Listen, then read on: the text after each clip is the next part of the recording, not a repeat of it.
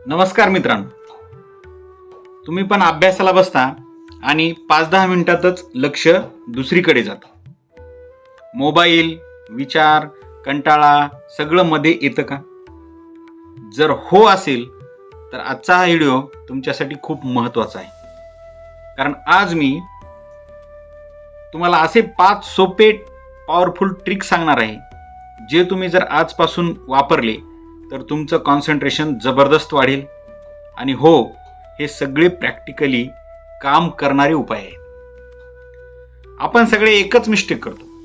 अभ्यासाला बसतो पण प्लॅनिंग नसतं. मोबाईल बाजूलाच असतो पण मनात विचार चालू असतात, थोडं इंस्टाग्राम बघू का, व्हॉट्सअप चेक करू का, आणि मग 1 तास बसूनही काहीच उपयोग होत नाही. पहिली आणि सगळ्यात इम्पॉर्टंट गोष्ट आहे, मोबाईल पासून डिस्टन्स ठेवा. मोबाईल हा दूर करा. अभ्यास करताना मोबाईल सायलेंटवर ठेवा किंवा दुसऱ्या खोलीत नेऊन ठेवा. कारण एक नोटिफिकेशन आणि तुमचं फोकस संपलं.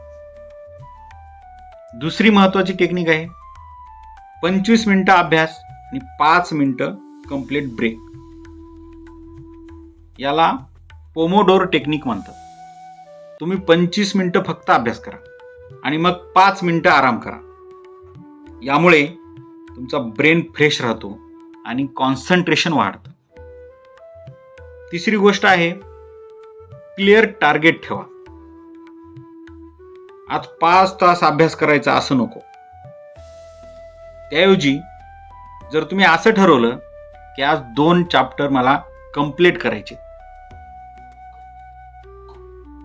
जेव्हा टार्गेट क्लिअर असतो तेव्हा माइंड फोकस राहतो.